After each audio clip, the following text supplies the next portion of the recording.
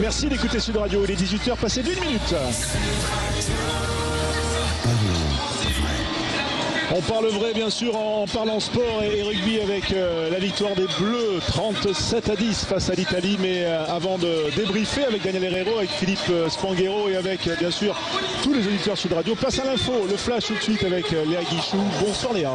Bonsoir à tous. Emmanuel Macron attendu en Russie demain. Il doit s'entretenir avec le président Vladimir Poutine au sujet de la crise ukrainienne. Éviter un conflit armé en privilégiant le dialogue, ce sera la ligne de conduite du président français qui se rendra ensuite à Kiev mardi pour échanger avec le dirigeant ukrainien. Selon le renseignement américain, la Russie prépare une invasion de grande ampleur. 11 000 soldats sont déjà postés aux frontières de l'Ukraine.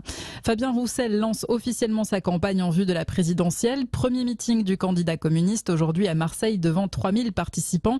Fabien Roussel a confirmé qu'il rétablira l'impôt sur la fortune s'il est élu. Il veut même le tripler. Il veut aussi porter le SMIC à 1 500 € net. Patrick Balkany convoqué demain par la procureure d'Évreux. Une information de BFM TV. La cour d'appel de Rouen a révoqué le placement sous bracelet électronique du couple Balkany. La justice estime qu'il n'a pas respecté les conditions. Patrick et Isabelle Balkany risquent d'aller en prison. Plus de 2000 personnes rassemblées pour une rave party à Rennes dans une zone industrielle. La fête a commencé la nuit dernière et a continué aujourd'hui. 6 personnes ont été prises en charge pour blessures légères et malaise. La préfecture invite les participants à se considérer comme cas contact et à se faire dépister rapidement. Les funérailles de Ryan auront lieu demain. L'enfant est tombé dans un puits au Maroc. Il est décédé malgré la mobilisation des sauveteurs pendant plusieurs jours. Emmanuel Macron dit partager la peine de la famille et du peuple marocain. Des centaines d'anonymes ont aussi réagi sur les réseaux sociaux.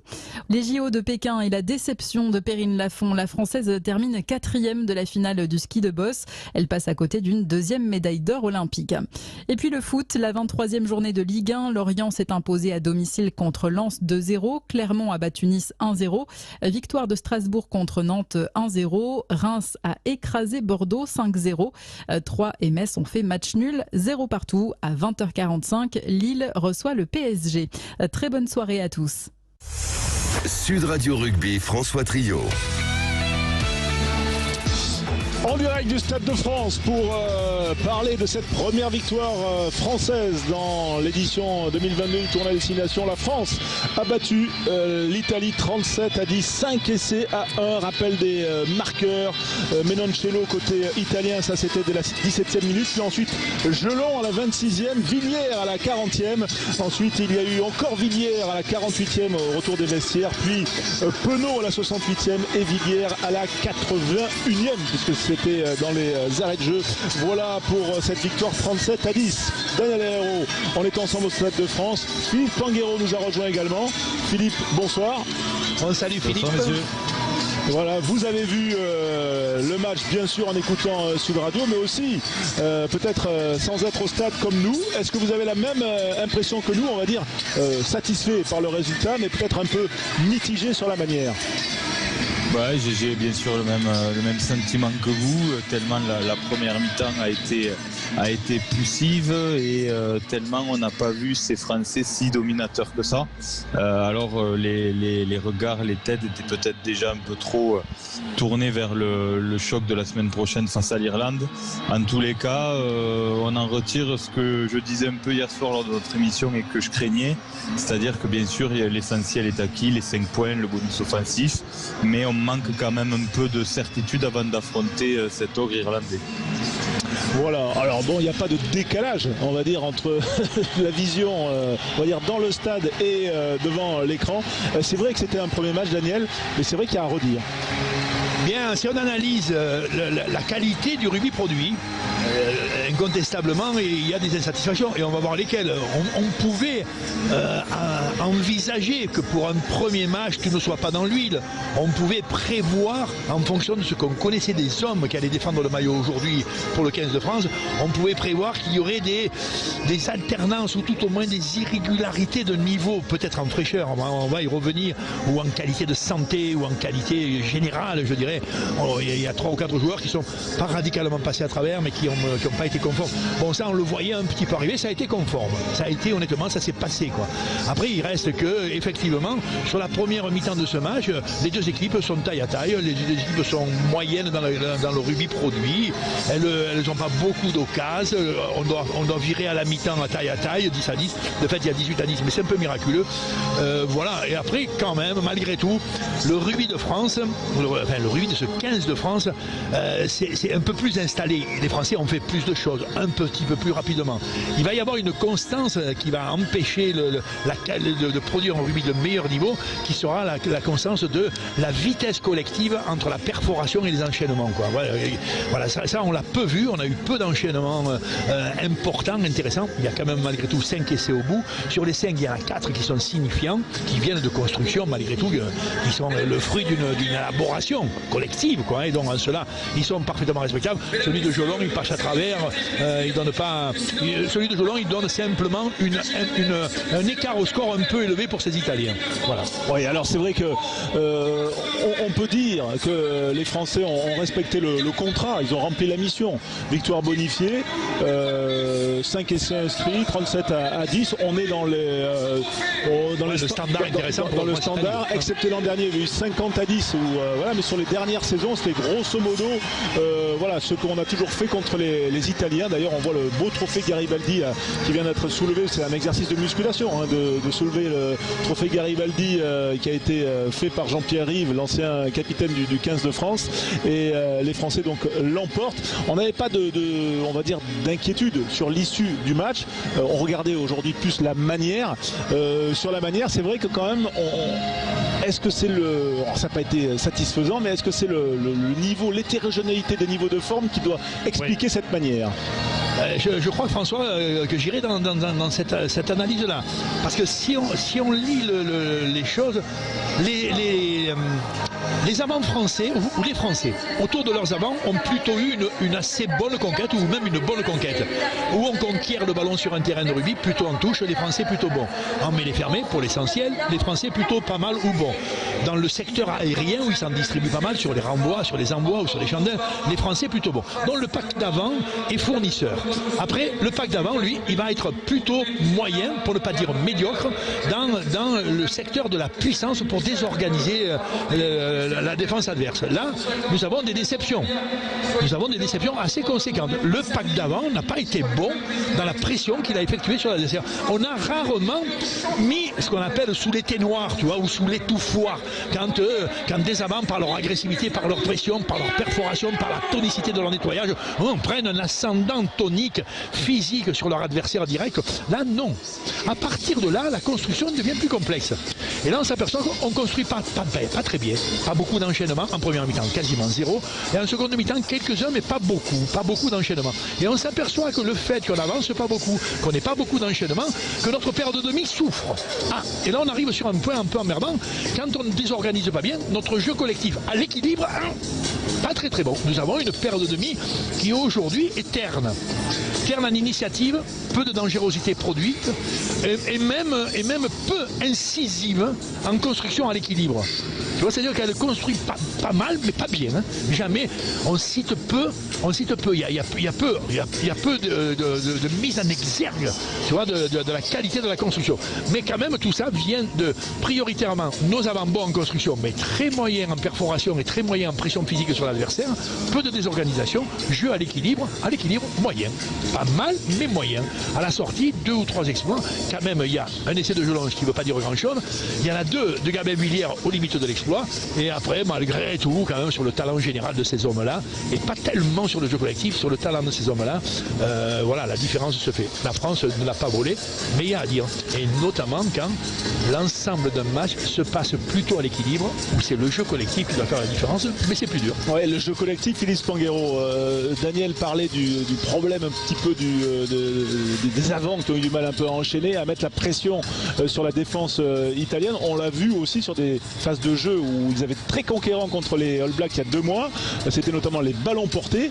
Là, il y avait pas on n'arrivait pas à mettre du rythme rien que sur cette action, à essayer de mettre du dynamisme. Comment ça s'explique? C'était la qualité italienne ou alors des Français un peu empotés, début de compétition? Ça s'explique un peu par les deux, un manque d'agressivité du côté français, les Italiens en face aussi plutôt performants, on l'a vu notamment sur les ballons portés suite aux touches, on a été très bien contré dans le secteur de jeu, la France n'a pas pu avoir de ballon dans l'avancée, et puis on a trouvé des solutions au large, beaucoup par l'intermédiaire de Gabin Villière, on l'a dit, mais on a eu du mal d'abord à resserrer cette défense italienne, parce que dans l'axe on a été aussi beaucoup chahuté. Et puis derrière les phases de rush notamment, on a vu un Antoine Dupont un peu en difficulté avec du jeu très lent, avec des soutiens français un peu moins efficaces que ce qu'on les avait vu faire lors de la tournée d'automne, qui a expliqué l'incapacité française à mettre du rythme malgré les conditions climatiques un peu particulières.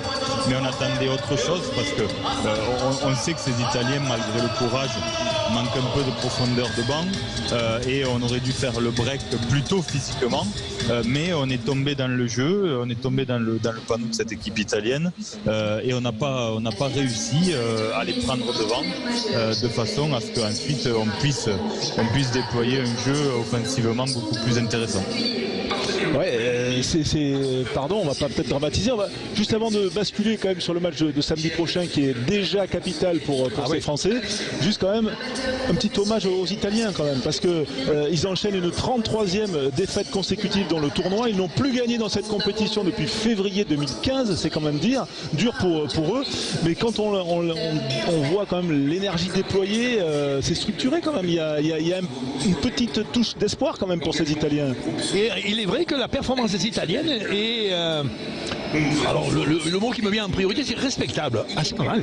C'est structuré, c'est assez gaillard. Ils sont très très généreux. Ils défendent plutôt bien ou pas trop mal. Enfin, toujours avec beaucoup de courage. Ils ont bien gêné les offensives françaises, notamment au large. Avec Brex, on l'a vu plusieurs fois. Alors, malgré tout, il y a quand même 4 essais de large, nous. 3 de Gabin et 1 de Damien Penaud. Mais l'allure générale, et en même temps, leur construction n'est pas pauvre. Elle n'est pas toujours très bonne, mais elle n'est pas pauvre. Eux aussi se sont trouvés confrontés à une difficulté qui est une des caractéristiques du niveau international, c'est que la défense est aussi bonne que l'attaque. La défense française, elle a plutôt bien maîtrisé, et les Italiens se sont trouvés à avoir des constructions ou à l'équilibre ou même en reculant. À partir de là, ils ne sont pas très dangereux. Mais leur performance, le score est un peu sévère si on analyse dans le détail.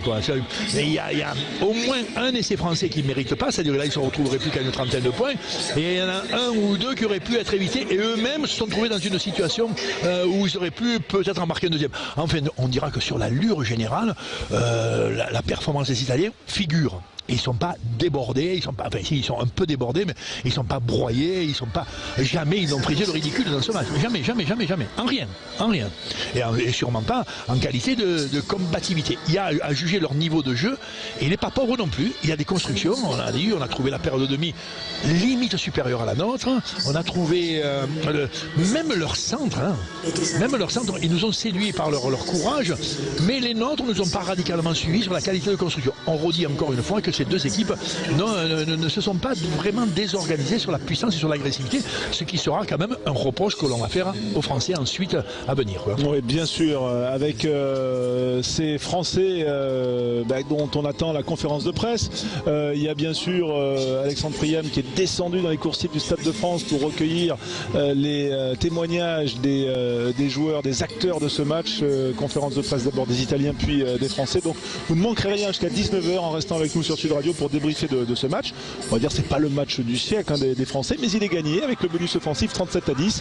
Et voilà un tournoi qui est bien parti pour nos Bleus de France, comme vous dites Daniel. Allez, on se retrouve dans un instant pour la suite de ce débrief sur Sud Radio. Vous ne bougez pas. Sud Radio Rugby, François Trio. Avec Daniel Herrero, avec Philippe Spanghero pour débriefer de ce match, cette victoire, cette première victoire de l'équipe de France dans son tournoi 2022. On le sait, l'objectif des Français c'est de l'emporter. Ils l'ont déjà fait aujourd'hui avec le bonus offensif 37-10. On a parlé de la physionomie générale du match avec Philippe, avec Daniel. Daniel, qui faut-il ressortir là de ce match, notamment devant? Voilà, on a parlé un peu de la difficulté de mettre du rythme, d'avoir un peu d'impact, notamment devant. Qui vous ressortez du lot français? Effectivement, cette question elle est à la fois problématique et elle me semble le cœur de l'analyse. Nos avants, alors, on dira... Je sais pas, Cameron Wauquiez, il a tout pris ses ballons en touche, plutôt proprement. On lui a fait la guerre, il en a chapardé 2 ou 3. La conquête aérienne, oui, il y a eu un peu des tentatives de querelle par l'adversaire, mais quand même, il y a eu une assez bonne domination. On dira Grégory Aldrit est celui qui nous est apparu le plus sollicité pour essayer de perforer, pour essayer de trouver des brèches, relativement peu.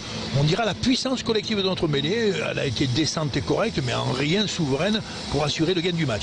Bon, voilà, là sur nos avants, on a dans le jeu collectif pas grand monde évidemment à souligner et on n'a pas dans le jeu individuel des gens qui se mettraient en exergue.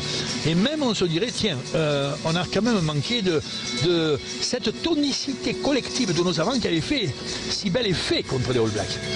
Alors, All Blacks, on aurait marqué 2 essais de molle, tu vois, qui n'étaient pas quand même d'une construction hors norme, mais enfin quand même la puissance collective, la petite collective, l'agressivité collective, bon, elle avait été gagnante, quoi. Là, aujourd'hui, non. Seuil d'agressivité moyenne, seuil de perforation moyenne, avant, au bout du compte, ordinaire. Avant, ordinaire. Après, on va arriver derrière, où là, derrière, on va y revenir. Mais derrière, je vois l'orientation sur la finition, pas mal, sur la construction, bien moyen. Philippe Spanghero, qui est avec nous, qui a vu ce match, lui, sous un autre angle. Voilà. Que pensez-vous des hommes qui ont un peu tiré leur épingle du jeu, notamment devant dans ce match entre la France et l'Italie, côté français, bien sûr? Devant, comme le dit Daniel, c'est vrai que Aldrit est sorti un peu du lot, a trouvé de l'avancée. J'ai noté aussi Julien Marchand, quand même, qui a été propre dans ses lancers et qui a été souvent assez décisif dans ses prises de balles, qui a trouvé de l'avancée, qui a été un des avants français le plus décisif. Il y a aussi Cameron Wauquiez qui a été propre, notamment en touche. Cretin particulièrement en deuxième période sur le contre en touche, qui a été assez efficace au moment où le coaching a eu lieu côté italien. Mais voilà, comme le disait Daniel, c'est quand même assez compliqué collectivement de dresser un constat très positif ce soir, parce que on a vu des Français en difficulté quand même en conquête physiquement, notamment autour des ballons portés après les phases de touche. On a vu les Français très conquérants contre les Blacks, mais globalement sur la tournée d'automne qui avait eu de très bonnes rampes de lancement sur cette phase de jeu, et là on les a vus quand même collectivement physiquement assez en difficulté. Finalement ce match m'a rappelé un peu l'Argentine. On s'attendait peut-être pas autant de densité physique en face, à autant de guerre. Un petit point d'interrogation aussi, un petit point négatif, c'est le coaching français qu'on attendait beaucoup pour faire la différence face à cette équipe italienne. Et puis finalement devant, le coaching français m'a un peu déçu, notamment en mêlée fermée, où on a clairement subi la fin de match. On a été pénalisé, je crois, 2 fois en mêlée. On a été dominé par ce pack italien sur les 20 dernières minutes, et c'est quand même un point d'interrogation parce que face à des équipes un peu plus structurées, le coaching va être beaucoup plus important qu'il l'a été aujourd'hui. Juste devant, pour rester devant, par exemple, faut-il dès samedi, si on se projette sur le match contre l'Irlande, renouveler Cameron Wauquiez qui a fait un bon match aujourd'hui, Cameron Wauquiez, mais deuxième ligne par exemple? C'est-à-dire Cameron aujourd'hui il fait un bon match là où il est attendu, là pour lequel zone dans lequel il a un talent particulier qui est tout l'aérien, mais quand même il joue seconde ligne dans le combat, et on l'a pas vu dans une situation de défi, de perforation, mais on voit pas beaucoup non plus son alter ego, le Big William C, dont on pense que dans la zone du sol, dans la zone du défi frontal, tu vois, là où t'as pas beaucoup d'espace, mais ta rudesse te fait gagner quelques mètres, te fait gagner une domination athlétique sur l'adversaire. Bon là ça pose un authentique problème quand même, parce que là on a la sensation que ça manquait un peu de puissance, un peu d'agressivité, un peu de gaillardise, et pourtant c'était quand même la même équipe qui était quasiment contre les All Blacks, tu vois, c'est à part François Cros, quoi, hein. Et bon, là-dessus et Movaca qui est fin au départ, hein, voilà, et Movaca par rapport à Julien où là il n'y a pas eu non plus de grandes différences physiques. Donc pour moi le problème majeur il est, en fonction de ces hommes-là, quelle construction de jeu pouvons-nous proposer pour que le talent de ces hommes s'exprime, quoi. Que Grégory Aldrit n'ait gagné que 10 mètres dans ce match, c'est dommage. Que les Pilars ils en aient gagné 1, chacun. Tu vois ce que c'est Antonio comme buffle, de tradition, il en gagne, je sais pas, une quinzaine, aujourd'hui il en gagne un. Et Cyril Baille, d'habitude, quand même, il gagne un peu du ballon, et qui plus il gagne, il sait les donner. Ah, ça s'était vu contre les All Blacks. Et tout ça, cette zone-là, où ces hommes-là prennent un peu l'ascendant, où ces hommes-là mordent dans la ligne, où ces hommes-là, en plus, avec leur talent, arrivent à faire vivre la balle, ça donne ce match qu'on a eu contre les All Blacks, où devant, ça presse, ça compresse, et puis ça impulse des rythmes qui font que le demi-mêlée va un peu plus vite, que l'ouvreur mord sur la balle, et ça, non, rien. Et là, à partir de là, alors moi je pose effectivement aussi, François, un peu dans ton analyse, dans ton sens, il faut quand même qu'on pense en fonction du moment, quand même un pack d'avant qui ait un peu plus de capacité de perforation. Voilà. Je suis d'accord. Pardon, je suis d'accord avec Daniel. Et puis il y a cette question de l'homogénéité entre notre deuxième et notre troisième ligne. Et c'est vrai que sur cette tournée d'automne, Jelonch a amené une partie de la réponse quand même en termes de densité. Et là, force est de constater que depuis quelques semaines avec le Stade Toulousain et aujourd'hui, il est un peu, il y est pas. Il est en difficulté, voilà, il est un ton en dessous. Donc si on pose la question de Jelonch en troisième ligne, ça pose la question de Woki en deuxième ligne indirectement. Donc de toute façon, il va falloir que le staff se pose la question, comme le disait Daniel, des hommes en forme du moment. Et pour moi, il y a un point d'interrogation sur la forme de Jelonch en ce moment, et ça pose la question globale de notre densité, d'homogénéité entre deuxième et troisième ligne. C'est vrai, les problèmes sont là, ça veut dire qu'il faudrait aligner Romain Taofifenua d'emblée pour donner cet impact, faire un attelage, mais c'est pas trop compatible, Willem C. Là, on voit qu'on souffre en même temps parce que les joueurs susceptibles, il n'y en a pas un qui monte comme une évidence par son potentiel de perforation. Il n'y en a pas, même en troisième ligne. Peut-être même François Cros, il n'a pas cette qualité-là, tu vois. Et en même temps, malgré tout, c'est vrai qu'on a le potentiel actif de notre troisième ligne dans la défense adverse qui est plutôt bas, ou même très bas. Mais en même temps, quand même, reconnaissons que notre première ligne, dont une des qualités de base, il y a le Big Antonio qui est j'allais dire, missionné pour la robustesse, notamment dans le jeu debout et dans le jeu de mêlée fermée. Mais après, quand même, Julien Marchand et Cyril Baille, ce sont des prototypes d'impulseurs. Quand même, c'est des joueurs qui impulsent, des joueurs qui vont à la première brèche, quoi. Tu vois, et là, aujourd'hui, ça se voit pas. Troisième ligne, Jelonch un peu dessous, Grégory Aldrit à la sollicitation, mais quand même à l'insuffisance. Et nous avons donc à partir de là, alors qui là derrière? C'est vrai qu'on avait été, encore une fois, pour la série d'automne, ceux-là, là, en l'occurrence, Julien Marchand était au top, mais il ne joue pas. On fait jouer Movacar, il est au top. Nos pilars, notamment Cyril Baille, il a une activité dans le mouvement et dans la zone, du grand affrontement. Et effectivement, Anthony Jelonch, qui était souverain de rayonnement athlétique, tu vois, de constance, de percussion, ou tout au moins cette espèce d'abnégation dans la zone du défi où il était celui que tu voyais comme une évidence. Bon, mais là, tout ça, ça y est pas. Et alors par contre, qui là derrière, ça va être le gros match de nos coachs. Oui, il y a la piste Bernard Leroux, mais il a été elle apparaît comme une évidence. Elle apparaît comme une évidence. Mais visiblement, il y a quand même, il n'a pas joué avec son club ce week-end. Là, j'étais en train de vérifier, mais il n'a pas joué. On l'a vécu hier sur Sud Radio. Donc c'est vrai qu'il y a quand même, il n'y a pas non plus des tonnes d'options. Philippe, vous êtes d'accord avec ça? Il peut y en avoir, mais à l'instant, il n'y en a pas beaucoup. On en avait il y a quelques semaines. En effet, Bernard Leroux en était une pour amener de la densité, trouver cet équilibre avec la densité et la capacité de déplacement. Voilà, qu'a pas complètement Taofifenua. Cross et Cretin sont sur un même registre, donc pour moi, c'est l'un ou l'autre. Et aujourd'hui, Cretin, a priori, a pris un peu l'ascendant. Et après, la question, elle est vraiment autour du binôme avec Aldrit, qui qui lui a confirmé aujourd'hui, et Jelonge. Donc en effet, peut-être de toute façon repositionner Woki en troisième ligne à la place de Jelonge, et en deuxième ligne se poser la question. Il y a des joueurs aussi comme Thibaut Flamand qui a été un des Toulousains qui a fait un bon match hier contre Perpignan, qui a quitté ce groupe après avoir été quand même une des révélations de la tournée d'automne, qui pourrait amener cette réponse aussi dans un profil plutôt similaire à Bernard Leroux, peut-être un peu moins dense, mais avec un peu moins dense. Donc voilà, pour moi c'est la vraie question du staff là ce jour. Et puis attention, hein, on parle de la tournée de novembre, mais on est début février. Il y a eu 3 mois de plus de compétition, d'activité. On était au pic de forme, hein, je l'ai souvent dit. Cette tournée d'automne, elle est quand même à relativiser un peu, parce qu'on prend en effet ces grosses nations de l'hémisphère sud après 11 mois de compétition qui sont rincés.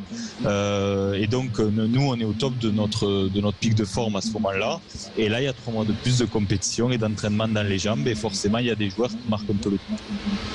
Ouais, et nous on va marquer une petite pause sur Sud Radio. On est ensemble encore pendant une demi-heure pour débriefer justement et se projeter sur le match contre l'Irlande. C'est dans moins d'une semaine, c'est dans 6 jours. Ce sera à 17h45 au Stade de France, ici même.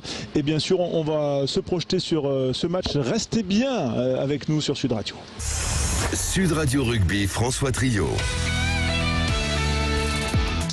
C'est le débrief de ce début du tournoi destination. La France face à l'Italie. Les Français l'ont emporté 37-10. Nous sommes avec Daniel Herrero, avec Philippe Spanghero.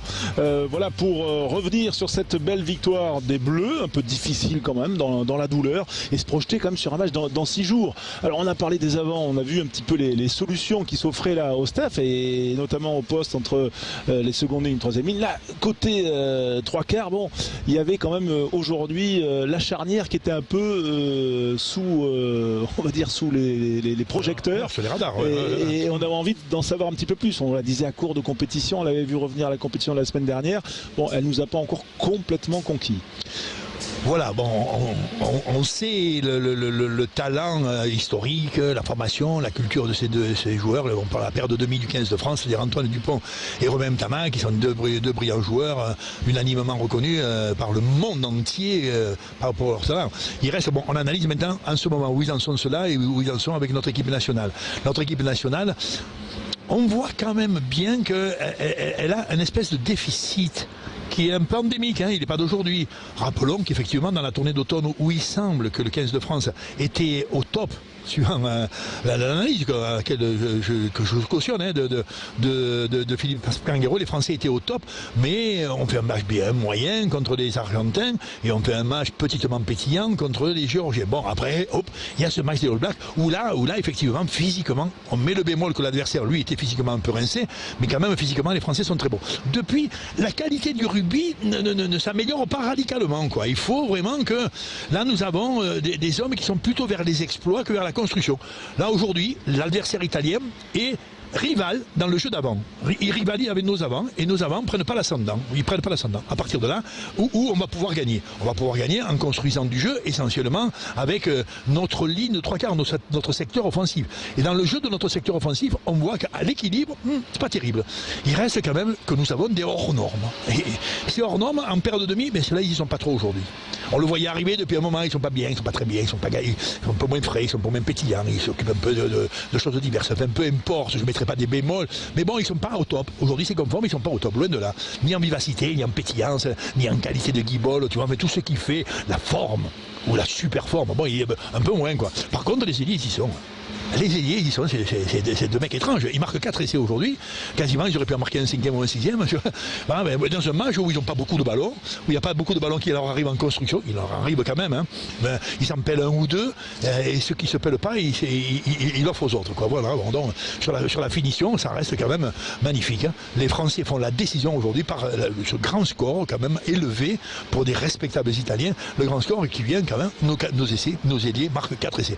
Après, dans la construction du rugby, là où la paire de demi devient dominante, la paire de demi devient essentielle, tu vois, le stratège, la distribution, la variation, la variété, la construction, quoi, tu vois. Là, bon, là on dira honnêtement gros bémol, et il mérite réflexion. Et même sur nos centres, où on voit que la gaillardise historique des uns et des autres, tu vois, de Danty est conforme, celle de Gaël Fickou un peu moins, et dans la qualité de passeur, de variation du jeu, de prise de risque et d'initiative, c'est quand même plutôt moyen. Aujourd'hui encore, Gaël Fickou est meilleur sur le petit rasant que sur la fixation et la qualité de sa passe. Philippe Sanguero, toujours avec nous et on l'en remercie sur Sud Radio pour débriefer. On est au Stade de France où on est en train de, quand même, de soigner la pelouse parce que le match a lieu dans 6 jours, hein, le match contre l'Irlande. Il y aura un problème de récupération, on y reviendra. Mais surtout, est-ce que ce match aujourd'hui a fait du bien à notre charnière de joueurs d'exception que sont Antoine Dupont et Romain Ntamak? Il a certainement fait du bien dans le fait d'avoir du temps de jeu et de retrouver le niveau international, ce qui manquait surtout à Antoine Dupont depuis plusieurs semaines. Par contre, il amène quand même quelques questions sur l'état de forme du moment, notamment d'Antoine Dupont qui fait un match quand même moyen ce soir.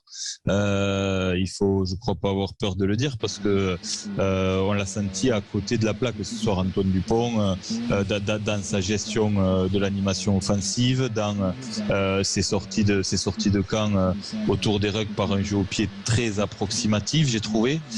Donc il y a un vrai point d'interrogation et c'est pas lui taper dessus que dire ça, c'est pas un surhomme. Il a été surexploité par le Stade Toulousain et le 15 de France avec une saison très particulière avec Toulouse la saison dernière, avec 2 titres à la clé. Donc ça fait partie des joueurs pour lesquels il faut savoir se poser la question à certaines périodes de la surexposition. Voilà, ce soir j'ai trouvé vraiment à côté du sujet, donc ça pose quand même la question de son état. C'est beaucoup quand même. Non, c'est beaucoup, mais enfin pas du tout au niveau de ce qu'on aurait pu attendre de lui, et j'ai été surpris. J'aurais coaché plutôt moi à ce poste-là, à la place du staff. 70 minutes, il a joué. Ouais, j'aurais coaché quasiment à la mi-temps parce que Maxime Lucu a montré de belles choses quand il est rentré. Il a eu peu de temps de jeu sur la tournée d'automne, mais il a quand même montré de belles choses. Et puis, même si les Italiens nous ont posé une vraie résistance, on voyait qu'Antoine Dupont avait retrouvé un peu le niveau, s'était remis en selle, mais qu'il n'était pas quand même encore au top. Non, je l'ai trouvé franchement assez à côté de son sujet ce soir, avec Romain Ntamak aussi un peu emprunté, qui n'a pas beaucoup pesé.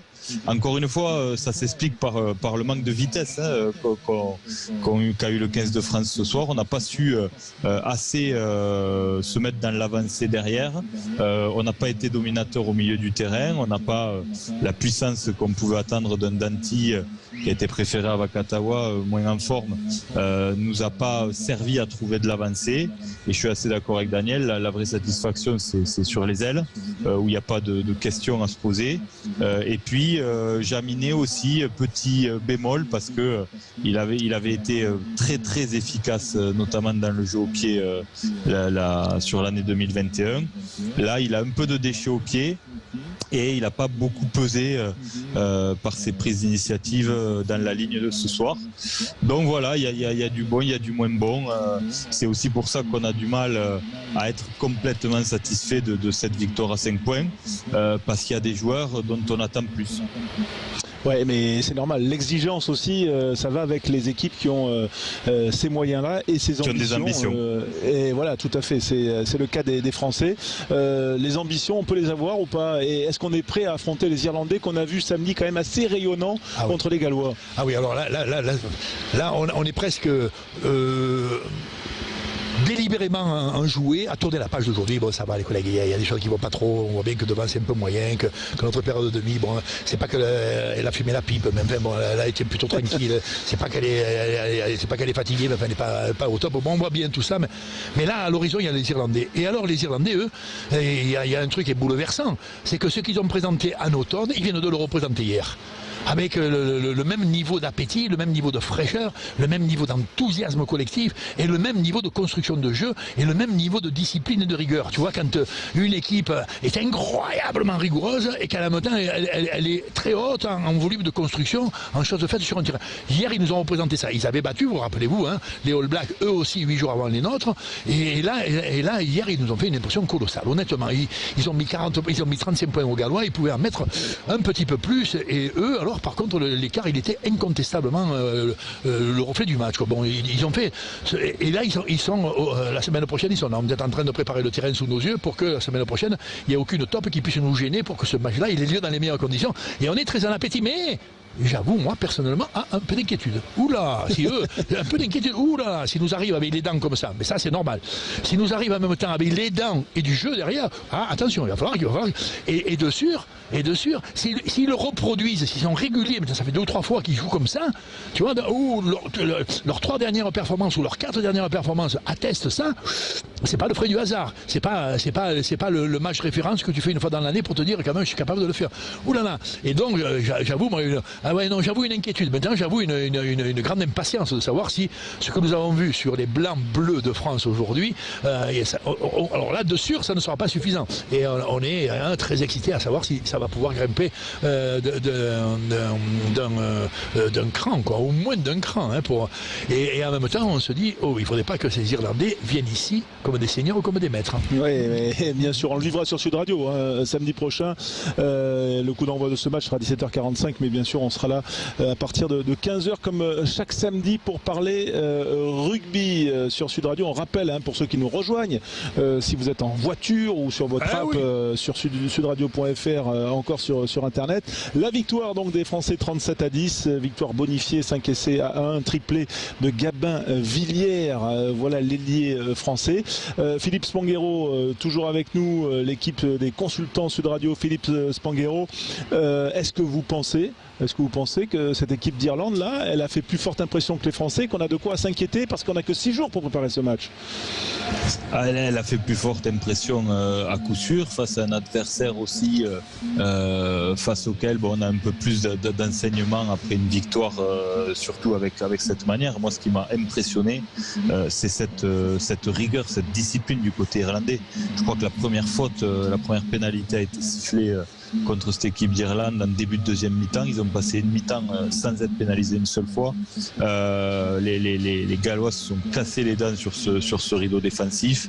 Il y a beaucoup de qualité dans cette équipe d'Irlande qui a changé un peu sa philosophie de jeu, qui est beaucoup plus ambitieuse dans le volume qu'elle met. Elle est toujours aussi forte sur les fondamentaux et notamment sur les phases de ruck. C'est assez terrible. Il faudra mettre beaucoup d'autres intentions que celles de ce soir côté français pour espérer réussir à mettre son jeu en place, parce que les Irlandais vont nous opposer autre chose. Je ne sais pas si c'est la finale du tournoi avant l'heure, parce qu'aujourd'hui c'est vrai que je le répète, mais il y a une homogénéité quand même entre les 5 nations historiques qu'on a rarement vues. Mais en tous les cas, ça fait quand même partie des 2 favoris. Mais c'est pas compliqué. On a terminé l'année 2021 au classement mondial World Rugby quasiment à égalité de points avec les Irlandais, qui finissent 4e meilleure nation mondiale. On est 5e juste derrière eux.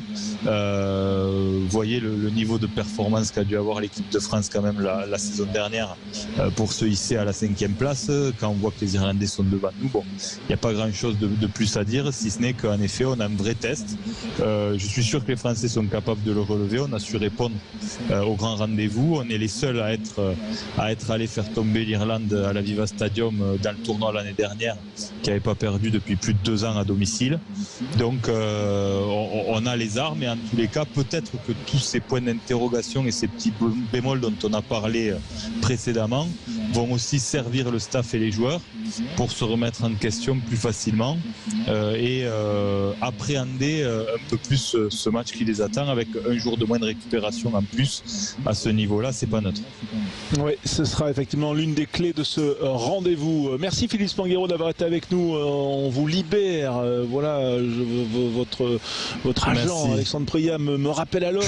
Donc moi, je renchaîne ce soir, messieurs. On a une dernière journée de top 14 à commenter. Tout à fait. Du Biarritz La Rochelle pour terminer la 17e journée, effectivement. Merci en tout cas Philippe d'avoir été avec nous. On va faire une petite pause et puis on fera un petit tour du côté de la conférence de presse. Les Italiens ont fini leur tour. On ira écouter un peu les Français, voilà, pour débriefer avec Daniel. On est les derniers là. Il y a les jardiniers au Stade de France et nous. Et voilà, c'est ça aussi le rugby sur Sud Radio. Moi, on vient de me donner la clé pour que je ferme le stade. Ça me paraît sous. Allez, et puis il commence à faire un peu frais. Allez, à tout de suite sur Sud Radio pour le dernier quart d'heure de ce débrief. Sud Radio Rugby, François Trio. Le débrief depuis le Stade de France, débrief de la victoire des Bleus 37-10, les Bleus de France face aux Italiens, victoire bonifiée. Ça a été dur, mais ça a été une belle victoire tout de même pour ces Français qui sont en tête du tournoi des destinations après cette première journée. Avant, bien sûr, de recevoir les Irlandais, ce sera une toute autre affaire. On va en parler bien sûr avec Daniel Herrero qui est avec nous, avec vous les auditeurs au 0826 300 300. On est ensemble jusqu'à 19h et ensuite on reviendra à 21h pour le top 14. On en parlait tout à l'heure. Mais faisons un petit tour aussi en conférence de presse parce qu'Alexandre Priam, lui, est partout. Et en conférence de presse, que se passe-t-il? Il y a encore les Italiens. Et on a été un peu écrasés. Il y a bien sûr beaucoup de points positifs sur le jeu de match aujourd'hui, mais beaucoup de choses sur lesquelles travailler. Donc c'est bien, ça va nous permettre vraiment d'avancer sur ce tournoi destination. Voilà, c'est Kieran Crowley et Michele Lamaro, l'entraîneur et capitaine italien, qui essaie de tirer du positif et ça vient de se terminer en direct. Donc on va voir les premières réactions des Français qui vont enchaîner donc face à la presse. Merci Alexandre Priam en plus le son était de grande qualité. Projetons-nous quand même Daniel sur ce match face aux Irlandais. On a vu des on va dire une grosse prestation des Irlandais, un peu plus consistante que celle qu'on a vue aujourd'hui. C'est, on va dire, à peu près normal. Moi là c'est la question de la récupération quand même en 6 jours parce que les chocs ont été rudes. Lamaro là il a fait 20 plaquages et surtout on a senti qu'il y a des Italiens qui n'ont pas trop baissé de pied même s'ils ont craqué un peu sur les extérieurs dans les zones un peu de combat autour des rucks et tout. Ils ont été solides, ils ont peut-être marqué ces Français peut-être plus que... C'est une hypothèse mais elle est recevable que le pack d'avant italien nous est un peu il nous est assez sérieusement impacté. On n'y a pas pris le dessus, et même sur l'allure générale, on était. Ces avants italiens, ils sont sérieux, ils sont raides. Dans l'allure générale, ils ont été peut-être un peu plus qu'on pourrait appeler une tonicité collective de ces aventures. Voilà. Est-ce qu'ils nous ont marqué la couenne au point de nous entamer pour la récupération de la semaine? C'est pas totalement impossible. On peut dire la même chose quand même des Gallois par rapport aux Irlandais la semaine dernière. Mais il est vrai que le pack d'avant italien a fait une performance aujourd'hui qui rivalise avec nos avants. Et en relation avec ça, on s'interroge un peu. On se dit, tiens, si nos avants n'ont pas pu prendre le dessus aujourd'hui de façon conséquente sur les avants italiens, c'est un peu inquiétant, on ne pourra pas dire le mot, mais ça interroge par rapport à la qualité des avants irlandais qu'on a vus hier. Les avants irlandais qu'on a vus hier, on les a vus dans 2 ou 3 secteurs du jeu d'avant de façon remarquablissime. Le secteur numéro 1 où ils ont été remarquablissimes, c'est-à-dire très très haut, c'est le secteur du nettoyage. Secteur du nettoyage, c'est-à-dire là quand il y a ou à l'équilibre ou un léger déséquilibre d'un côté comme de l'autre. Déséquilibre, ça veut dire que le porteur du ballon a avancé, ou le porteur du ballon n'a pas avancé, ou le porteur du ballon a reculé. Tu vois, dans ces 3 situations, si le plaqueur amène le plaqué au sol, il y a une récupération et il y a souvent de part et d'autre des nettoyeurs. Et là alors, les Irlandais, destination pénible. Mais alors pénible. Pénible sur quoi? Pénible sur la tonicité, sur l'agressivité, sur la technicité propre au nettoyage. Nettoyer, c'est-à-dire répulser un adversaire à 50 cm du sol quand le ballon est en reconquête, c'est dur, c'est compliqué, ça demande à la fois de la technique, ça demande des très hautes doses d'agressivité et ça demande un comportement d'une précision et d'une minutie effrayante. Les Irlandais hier, 0 pénalité jusqu'à l'heure de jeu dans ce secteur-là. Ils ont nettoyé tant et plus, ils ont explosé tant et plus.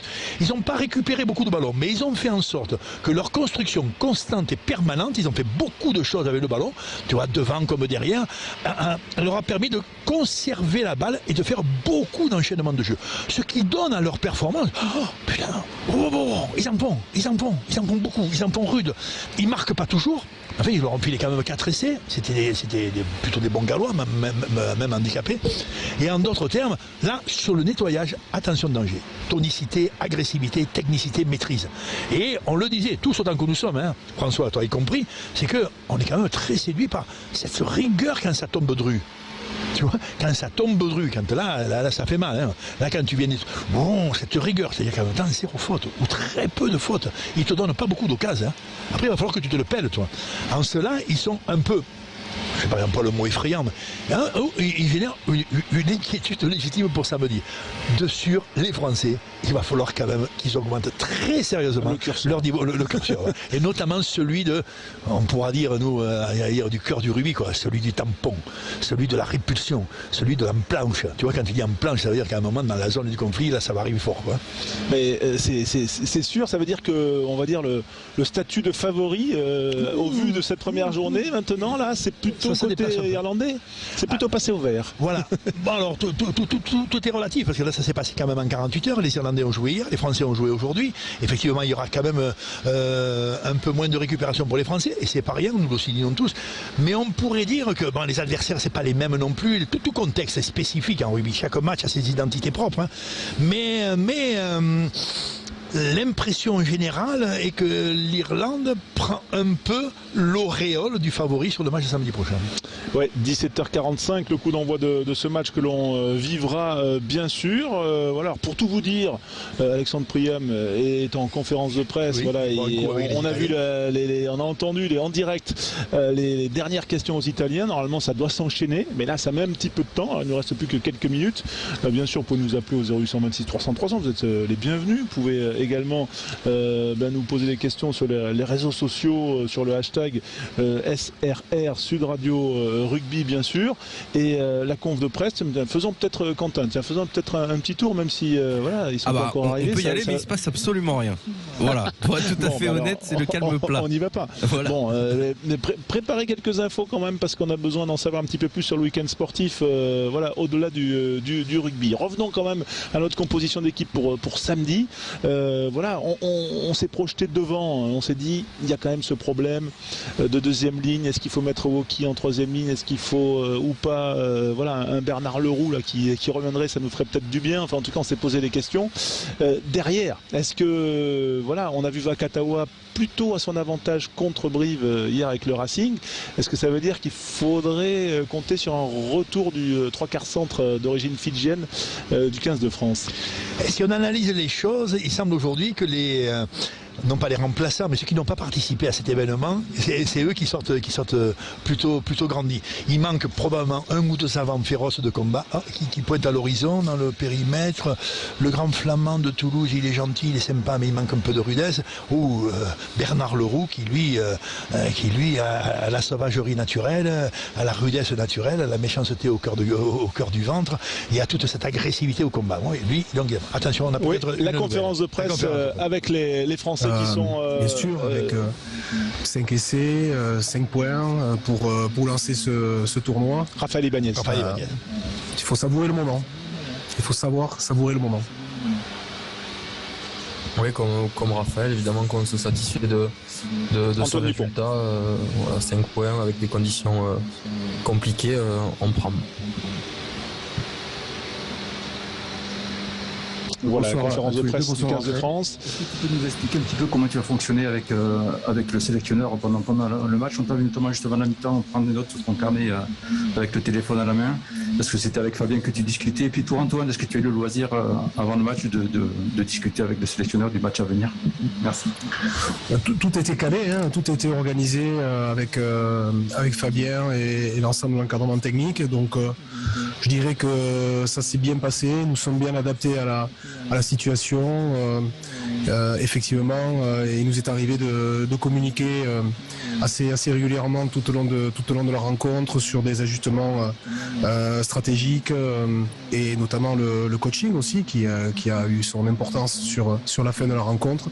Donc nous nous sommes, je pense, bien adaptés pour le bien de l'équipe.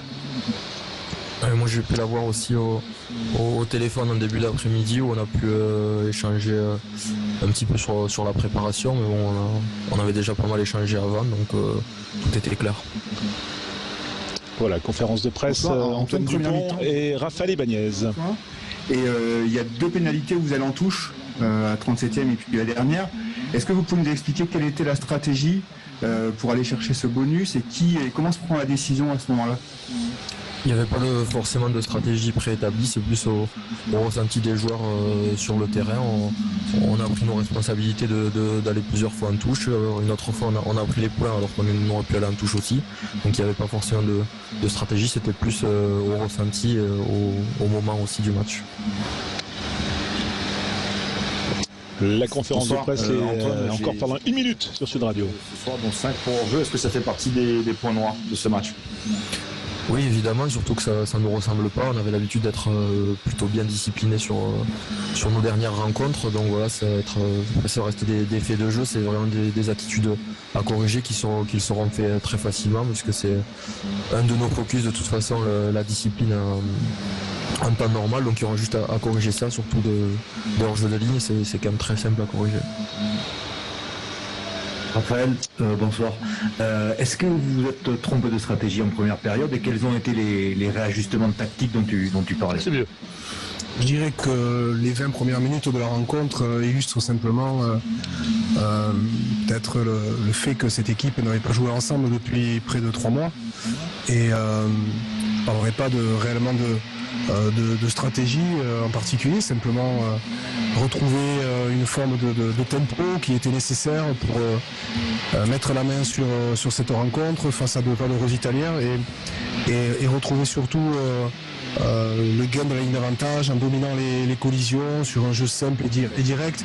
Et je crois que c'est ça vraiment la satisfaction de cette rencontre, c'est que dans un contexte où les conditions assez délicates, les joueurs sont restés solides, sérieux, impliqués et on finit par monter aussi en puissance sur la seconde mi-temps. Voilà donc, c'était Raphaël Ibanez, le manager du 15 de France en conférence de presse avec Antoine Dupont. Merci Daniel Herrero d'avoir été avec nous pour ce débrief. Merci à vous les auditeurs Sud Radio. Le programme continue. On se retrouve à 21h pour parler de rugby de top 14. Biarritz-La Rochelle sera au sommet et bien sûr on reviendra en longueur aussi sur les réactions des Français joueurs et entraîneurs. A tout de suite et bonne soirée. Ciao à tous, à très bientôt. Samedi prochain à l'évidence.